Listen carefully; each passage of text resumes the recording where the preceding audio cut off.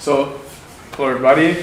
I'm William, Marilou, and Alexis. We're from Université Laval, and we're going to present to you our solution. We called it a dual city geomatics solution for the TD Coliseum. So the challenge, as we got introduced yesterday, was the high volume travel surges during events at the stadium, and causes by the limited urban installation like parking supply that lacks a little bit, not a little bit, that lacks, and the downtown core infrastructure and road around it that was not made to support those volume surges. So we came with the dual resolution approach. We learned that the majority of the attendees at the event came from Hamilton and Toronto for the vast majority. So we came with a solution that will cover the Hamilton part and the Toronto part. So for solution 1, for Hamilton local flow, we're going to focus on local public transit accessibility for the people nearby. And for the Toronto, for Toronto, we're going to focus on behavioral change for the commuters that coming from outside the city. So when we say Toronto, we're talking about people coming from up. So for the Hamilton solution, I will let my teammate do it.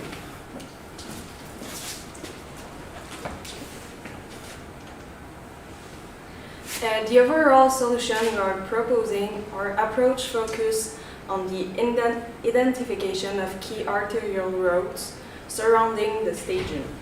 These are major corridors that already play an important role in moving a large number of people. The main idea is to implement temporary bus-only lanes during pre- and post-event time windows. This allows transit to operate more efficiently when demand is highest without requiring permanent change to the road network. The selection of these corridors was based on clear criteria. We considered the width of the road, their proximity to the stadium, traffic volume, and the direction of transit flow. Together, these factors help ensure that the proposed solution is both effective and well adapted to existing conditions. This map shows the road networks in the study area. The roads are shown in black, providing an overall view of the existing street layout. The roads highlighted in red represent corridors with a high volume of traffic, meaning they are major routes used by a large number of people.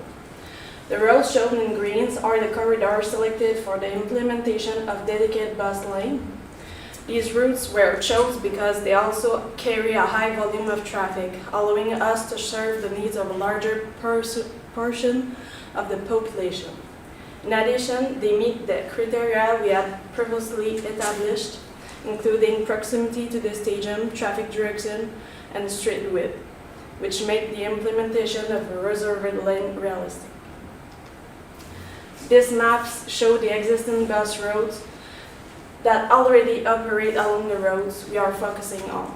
It helps us understand how the current transit networks function and how a dedicated bus lane could be integrated efficiently. The maps also show the bus stops, which help identify which stadium gates users can choose depending on where their seats are located inside the stadium. This improves accessibility and facilitates smoother pedestrian movement around the stadium. Thank you. Okay, so to control the traffic, we came up with a dynamic idea.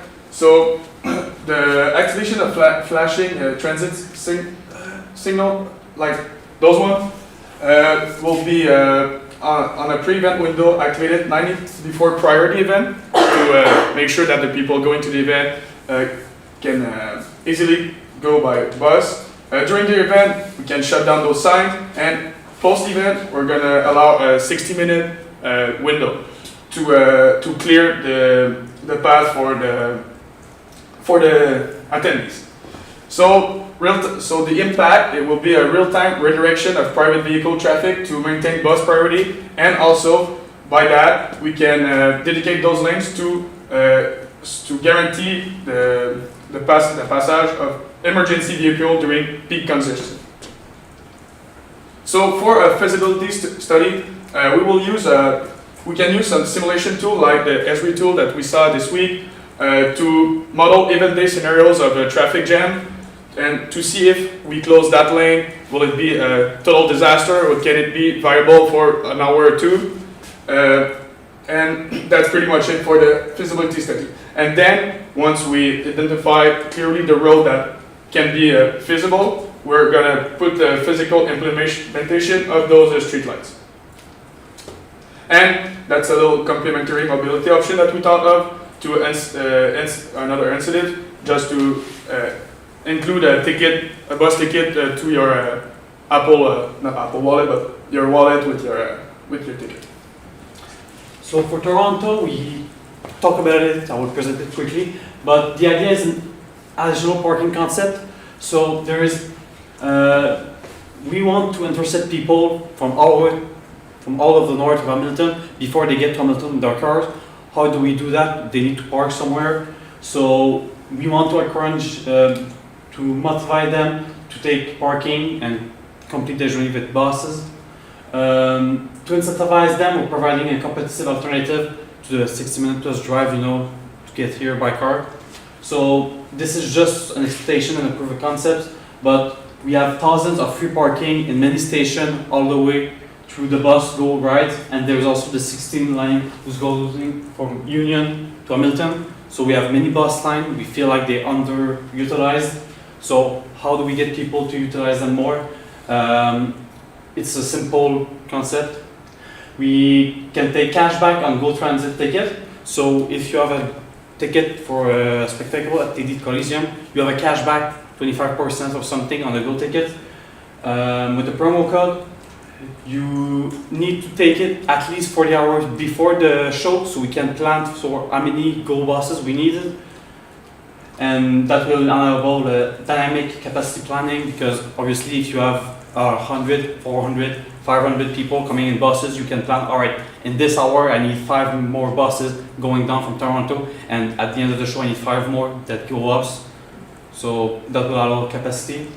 And rapidly, for the wrap up, we can summarize our strategy. We have a dual approach, we have dynamic infrastructure, we have behavioral incentives to get people to take the transit, and that's the plan. We have a 48-hour redemption window, verify feasibility and use of street volume analysis and transit direction study to select the most efficient arterial road and for the dedicated corridor. And thank you. Merci. Merci beaucoup. Merci.